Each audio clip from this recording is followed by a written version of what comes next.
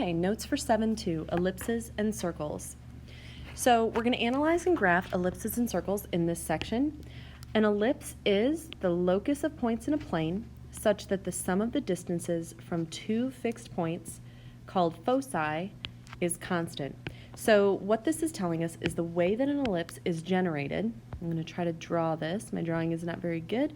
But if that is our ellipse, it's the set of all points so that the sum of the distances from two fixed points is constant. So let's say the center of our ellipse is right here. And along the segment, which would be the longest segment that we could draw, we're going to eventually call this our major axis.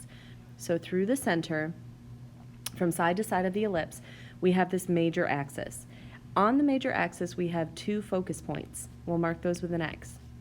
So the definition of an ellipse is this. So focus points are how it's created. From one focus point to a spot on the parabola, and from that same spot on the parabola to the other focus point. This sum is going to be the same no matter where you are. So if I make this a little bigger, let's say that this sum is 10. Maybe that has a length of 2 and this one has a length of 8. Well, if I go to a different point, maybe this has a length of 3 and this has a length of 7. Still 10. Maybe this has a sum of 1 and this has a sum of 9. Still 10. So that is essentially how an ellipse is formed. The focus points are not a part of the graph, but they are absolutely used to create the ellipse. Okay, so let's talk about some more definitions. The segment that contains the foci, which are the two focus points of an ellipse, and has endpoints on the ellipse is what we call the major axis. The midpoint of the major axis is the center of the ellipse. And we're going to denote that as an HK, just like we use that for the vertex of our parabola. The segment through the center with endpoints on the ellipse, but perpendicular to the major axis, it's actually going to be the shortest segment that you can draw. This is the minor axis. So the two endpoints of the major axis are called the vertices. Each one is called a vertex. And the endpoints of the minor axis are called the covertices. Okay, so we're going to take these two parabolas down below and we're going to label them with the vocabulary that we just used. So let's first look at the one on the left. So we have a center, which will be our HK. Also here in the vertical, there's our center HK. So in the ellipse on the left, this has a horizontal major axis. In other words, we have a vertice on the left and a vertice on the right, and the longest segment that we could draw goes right through the center, and that is our major axis. Vertically, it's going to go from top to bottom through the center. So our major axis looks like that. Okay, and I guess I should label center a little bit better. All right, then the minor axis is perpendicular to the major axis, and again, it touches each side of the ellipse. So it goes up and down on the horizontal. There's our minor axis. Let me draw an arrow with that one. And then our minor axis over here goes side to side through the center of the ellipse. Okay, so there are the major and minor axes and the center. So now when we talk about the vertices, this is going to be important that you know the difference here. So the vertices are on the ends of the major axes. So I have vertices here and here, here, and here on the ends of the major axis.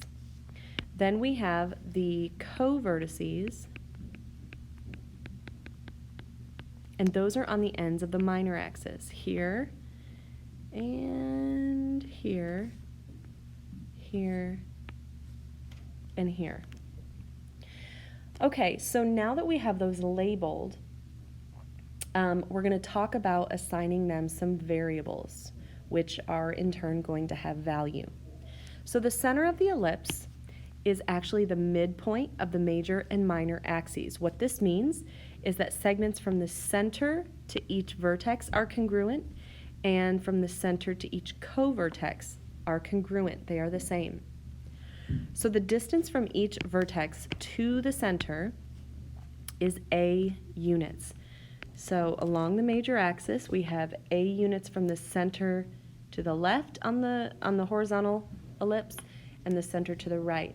Then on the vertical ellipse, from the center to the top and the center to the bottom.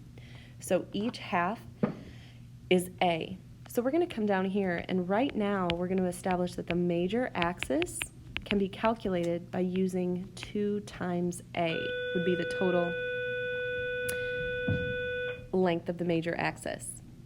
And then the distance from each co-vertex to the center is B units. So co-vertex to the center, like so. These are the smaller segments, but they are the same. And that way we can now say that the minor axis can be calculated using 2 times B.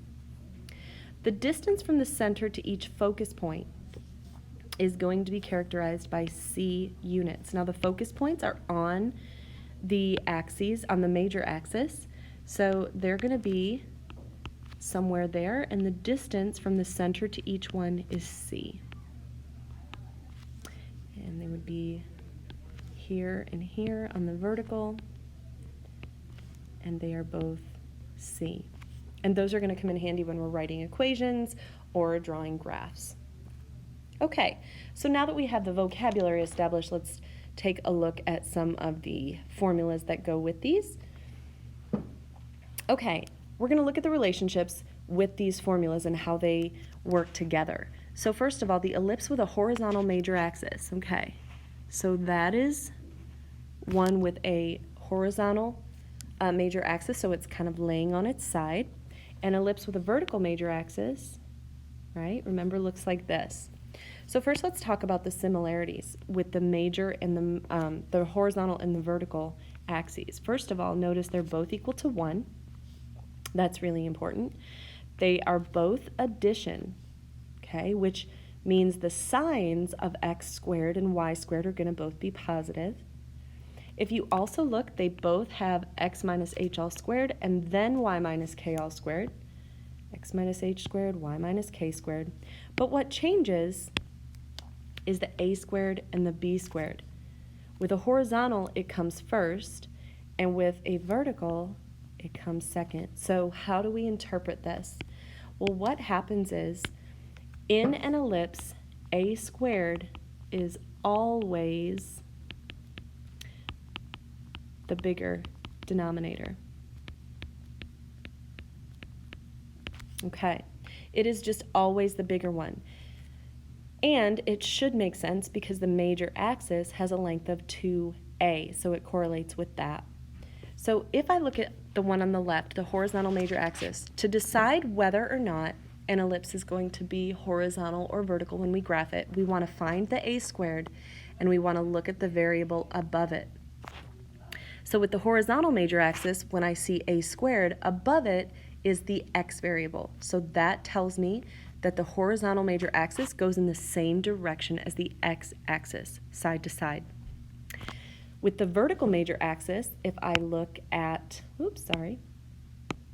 if I look at the denominator of a squared, which again is larger, above it is a y, which means the major axis is going to go vertical, just like the y-axis is vertical. So that's a huge hint to knowing what kind of ellipse you have, if it looks like it's on its side or if it's up and down. So another similarity that they have is that their center is HK for both of them. And remember, the X always goes with the H and the Y always goes with the K. Especially, it's good to remember that when you're looking at the equations. X goes with H and Y goes with K. We've already established that the major axis length is 2a, minor axis length is 2b, and that is in both cases, whether you're horizontal or vertical. And here it restates it. In ellipses, a is always greater than b, whether you're horizontal or vertical. Okay, now The C value, which relates the focus. Notice it's not, C does not show up in the equations, but there is a relationship to A, B, and C, and it is this. A squared minus B squared equals C squared. It is almost the Pythagorean theorem, only it's subtraction. And this relationship is going to come in handy when we need to draw graphs, when we need to write equations, so it's just something that we do want to know. Okay, so now we're going to take a look at some examples and start putting this into practice. So the first one, oh, and we've already done this. It says go back and label your ellipses, and we've already done that, so we're good. All right, so we're going to graph the ellipse given by each equation. So we're going to start with this first one, A, and we have x minus 3 all squared over 36 plus y plus 1 all squared over 9 equals 1. So the first thing we want to decide is which way does it, I mean, you don't have to, it doesn't have to be the first thing. We can see that the center automatically is HK. So my center is 3, -1. And we can go ahead and plot that right there, 3, -1. So the major axis, you're going to look at the variable that's above a squared, and a squared is the biggest one. So 36 is my a squared, and so this means that my ellipse is going to be horizontal. The longest segment that can be drawn will be going side to side. So if a squared is 36, we know that a is 6. Then 9 has to be b squared, and then b is 3. And we need those to find the lengths of the major and minor axes. So now that we have that, the major axis has a formula of 2a. So that's going to be 2 times 6, which is 12. So I'm going to go to the center, and I'm going to count up 6 and down 6 because the center is the midpoint. 1, 2, 3, 4, 5, 6. Oh, I mean left and right. Sorry. The major axis is horizontal. So I'm going to count to the right 6. 1, 2, 3, 4, 5, 6. And to the left 6. 1, 2, 3, 4, 5, 6. There's my major axis, length. And then my minor axis is going to be 2b. So that's going to be 2 times 3, which is 6. So I'm going to go 3 up and 3 down. And now I have enough to actually draw the ellipse right there. Okay, now just as a little bonus to work on finding the focus, remember a squared minus b squared equals c squared is how they relate. So I know my a squared is 36 minus b squared, which is 9. That gives me 27 to be c squared, and c then is the square root, which simplifies to 3 root 3. So this is the distance from the center along the major axis in either direction. So if I'm going to go 3 root 3, I'm somewhere out here and out here, just kind of estimated that. So if you were asked for the focus points, the focus points would be taking the x value of 3, adding 3 root 3, and subtracting 3 root 3, and the y value would remain at -1. So there would be your focus points. Okay, now they're not necessary to graph them, but it's always helpful to learn how to find them because you will be asked for them. Okay, letter B. Let's look at this one. All right, I can't seem to make it any bigger. Whoa, okay. Ah. All right, so x minus 6 squared over 9 plus y plus 3 all squared over 16 equals 1. So if I look at my a squared, sorry guys, if I look at a squared, the a squared is bigger. That's got to be 16, and that tells me that a is then 4. If 9 is b squared, then I know that b is 3. Looking above the a squared, I have a y, so I know that this is a vertical ellipse. The major axis will be up and down. So my center is going to be 6, -3. There's my h and my k. So I can plot that over 6 and down 3. So now my major axis, which will go up and down again, is 2a, which is 2 times 4, or 8. So I'm going to go up 4, 2, 3, 4, and down 4, 1, 2, 3, 4. My minor axis is 2b, and that's 2 times 3, which is 6. So 3 to the right, 3 to the left, and so I have this ellipse right here. Not the best. There we go. So there's my ellipse. And again, if you were asked to find the focus points, let's do that. The relationship between a, b, and c for an ellipse is a squared minus b squared equals c squared. So that would be 16 minus 9 is c squared. So 7 is c squared, and the square root of 7 is c. So my focus points would have to be up and down on the major axis, which means I would be adjusting the y value of the center. So it would be 6 as the x value for both focus points, but then I would take that -3 and I would add and subtract the square root of 7. And we can write it just like that. Okay, so this is taking an equation and graphing the ellipse. Now, if we go to the next page, we're going to do something a little different. We're going to rewrite these equations in standard form. So that means we're going to have to complete the square twice. So we want something like this, the x minus h all squared plus y minus k all squared equal to 1, and then it's either over a squared or b squared, depending on the direction.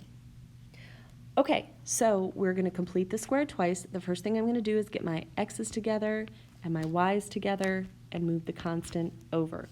So I'll rewrite this as 4x squared minus 24x. I'm going to leave a space there. Oh, no, I'm not going to yet. Okay. And then plus y squared plus 4y equals a negative 24.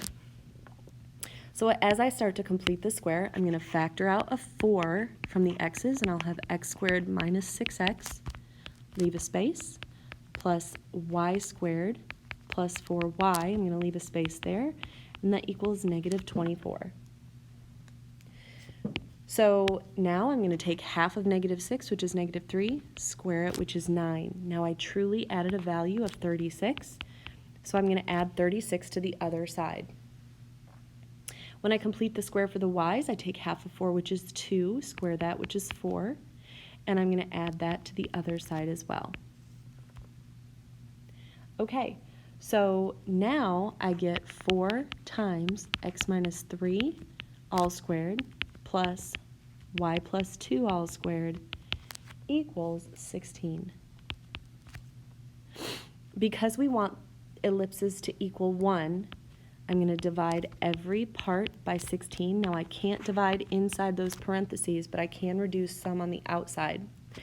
So for example, the 4 and the 16 cancel, so I'm left with x minus 3 all squared over 4 plus y plus 2 all squared over 16 equals 1. And so there's my equation for the ellipse. So remember, the first thing we did was I'm just going to go back through this. We got our x's together, we got our y's together. We moved the constant over. Then we completed the square for the x's after factoring out a constant or a coefficient if we needed to, and we completed the square for the y's. Whatever we added to the left, I also had to add to the right, that 36 and the 4, and then I had perfect squares. X minus 3 and y plus 2 were both perfect squares, and the constant equaled 16, and then I wanted to divide and make it equal to 1. So I divided everything by 16. Okay, so let's try the same thing with letter D.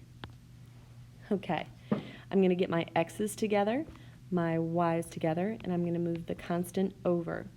So I have x squared plus 4x plus 4y squared minus 40y equals a negative 103.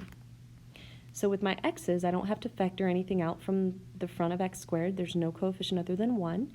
So I have x squared plus 4x To complete this square, I'm going to take half of 4, square it, which is 4, and then I'm also going to add that to this side over here. Then I'm going to factor out a 4 from the y's, and I get y squared minus 10y, and I'm going to add 25. That's half of 5, or half of 10 squared, and that's going to give me actually 100. 4 times 25 is 100, so I need to add 100 to the other side. So when I do that, my perfect square here for the x's is x plus 2 all squared, and then plus 4 times y minus 5 all squared equal to 1.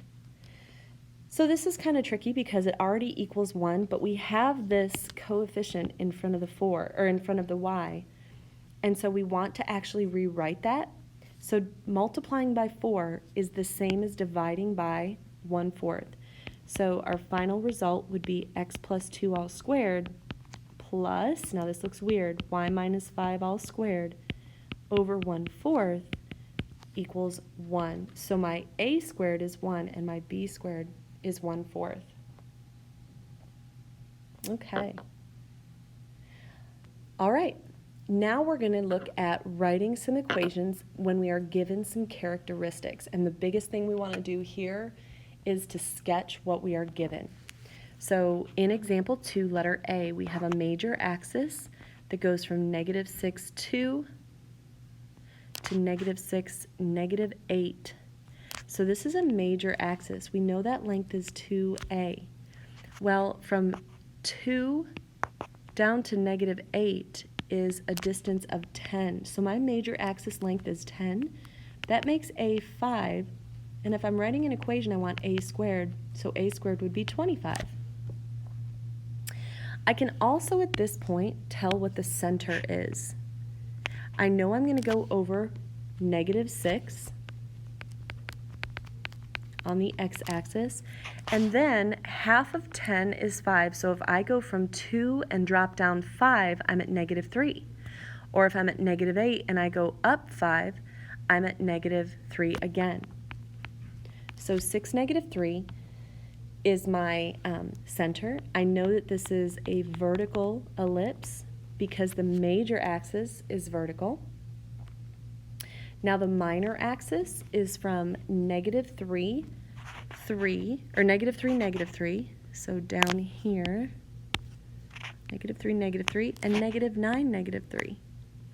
So if we're looking at the minor axis being 2b, the total distance from -3 to -9 is 6.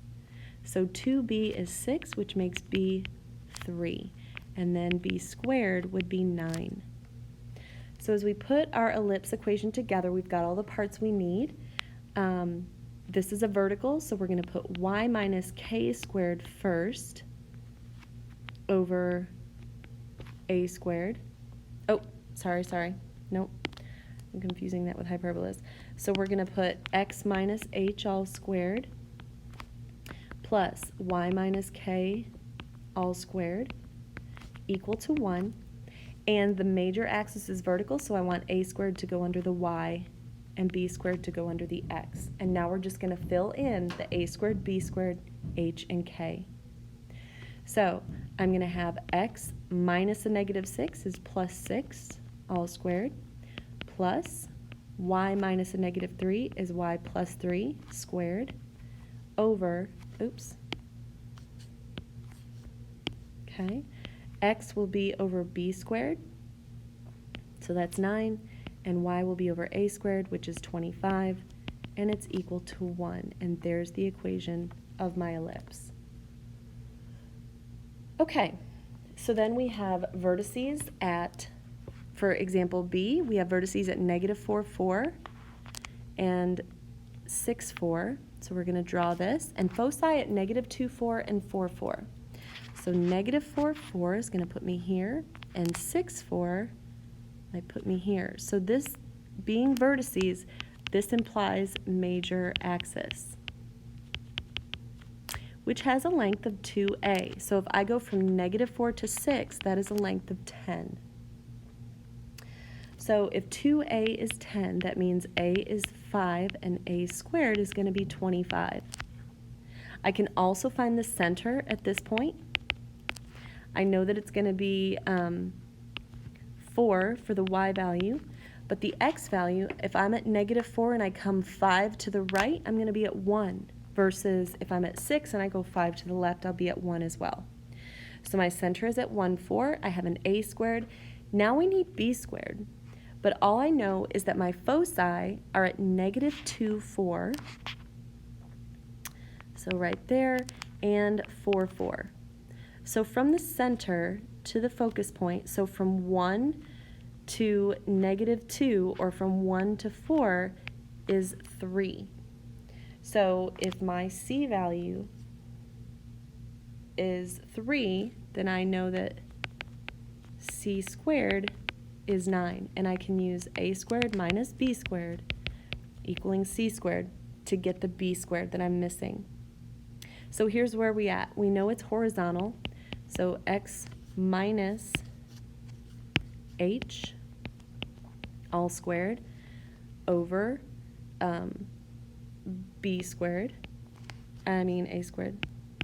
sorry, plus y minus k all squared over b squared equals 1.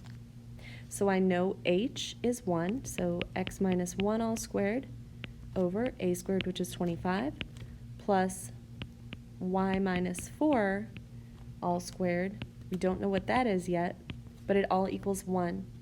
So I'm going to take 25 minus b squared equals 9.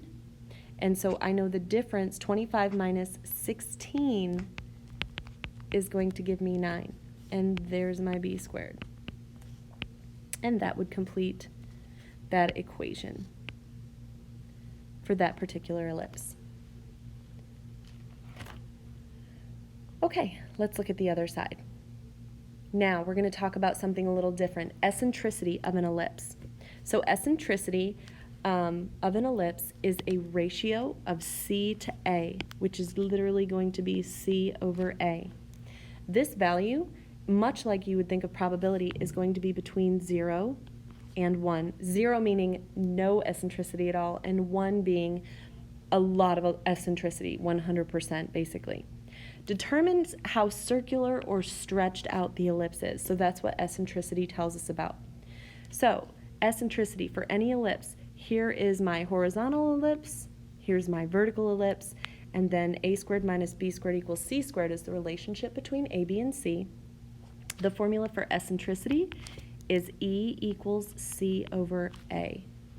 So as we look at eccentricity in these diagrams below, we see that at the far left we have a very elongated ellipse, and you can see that the eccentricity is 0.94. It's very close to 1. Then it gets a little more circular, 0.71, little more circular, 0.32, and then where eccentricity is basically 0, it is very circular. And what happens is the focus distance is getting smaller and smaller until it's almost nothing, until it is nothing. So with eccentricity, it's essentially where the focus points are moving towards the center. So in example 3, determine the eccentricity of the ellipse given by the following. So I know that eccentricity is c over a. I know that in an ellipse the greatest value is a squared. So in this case, a is 10. So I need to find the c value. Well, in an ellipse, a squared minus b squared equals c squared. So I'm going to take 100 minus 9, and that's going to be c squared. Well, that's 91 equal to c squared, so c is the square root of 91. Now that is approximately 9.54. So 9.54 divided by 10 moves that decimal to the left 1. So it is approximately 0.954 would be the value of the eccentricity. Okay, let's look at example 4, using eccentricity. This says the shape of an eye can be modeled by a three-dimensional ellipse. The eccentricity of the cross-section for a normal eye is 0.28. This is eccentricity. If the normal eye is about 25 millimeters deep, what is the approximate height of the eye? So essentially we need the length of the minor axis in this ellipse.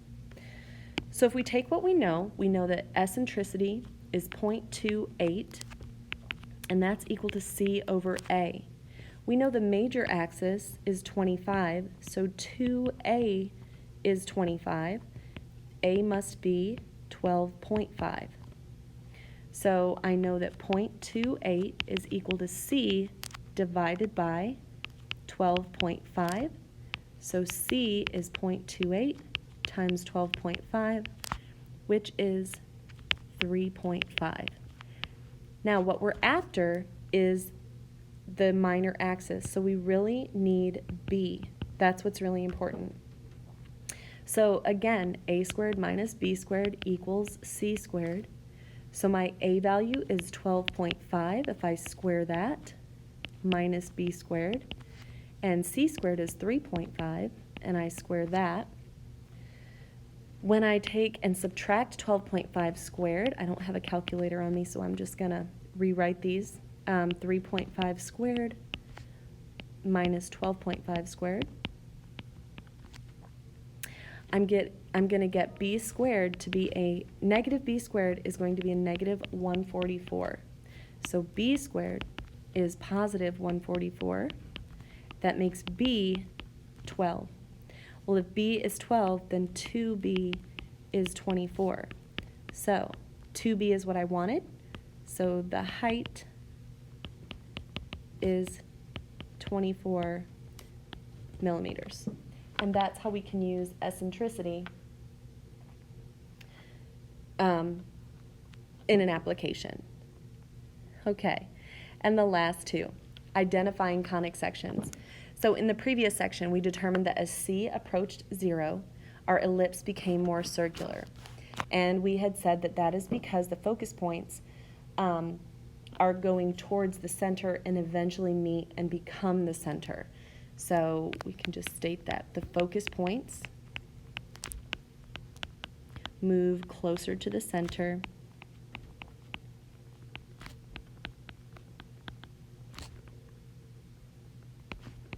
and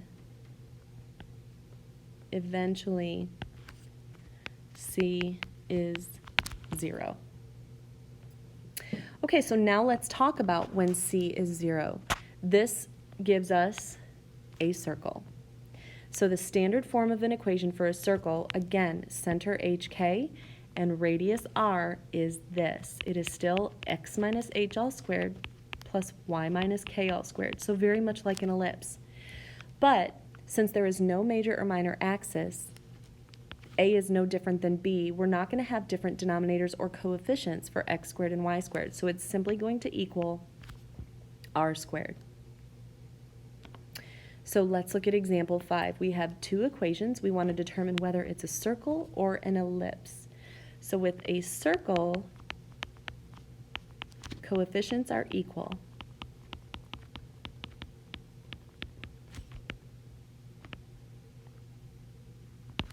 Okay?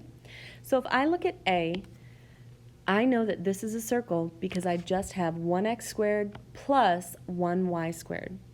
So I'm going to determine that this is a circle. Now if I look at B, I have x squared plus 4y squared. My coefficients are different, which means I'm going to not have one constant radius. I'm going to have a major axis and a minor axis. So this would be an ellipse. And what we want to do is write these in standard form. And we've done this a bunch, so this shouldn't be too bad. So we're going to rearrange it so our x's are together, x squared minus 12x, and I'm going to leave a space to complete that square, then plus y squared plus 10y, leave a space, and I brought negative 12 over. So for the x's, I'm going to take half of negative 12, which is negative 6, square it, and that's 36. I'll add that to the other side also. For the y's, I'm going to take half of 10, which is 5, and square that, and that's 25. So I'll add 25 as well. So now the perfect square I created is x minus 6 squared plus y plus 5 squared, and that is equal to 49. And because this is a circle, we're going to leave it like that. The center is 6, 6, -5, with a radius, of 7. Okay. Now we're going to look, now we're going to look at the other one. So this should be an ellipse. Let's do the work on this here. So we're going to get the x's together, x squared minus 6x. I'm going to leave a space. Now there's no linear term for the y. So I'm just going to leave that as 4y squared. That is a perfect square already. And it equals a positive 7. So half of -6 is -3. Squared is 9. So I'm going to add that to the other side as well. And the y is already a perfect square. So I have x minus 3 all squared plus 4y squared equals 16. And there's the equation of, So because this is an ellipse, I'm going to now divide by 16, so it's equal to 1. So now I have x minus 3 all squared over 16. And the 4 and the 16 cancel, so I have y squared over 4, and that equals 1. And there is our equation of the ellipse. Okay, so that takes us up through circles and ellipses.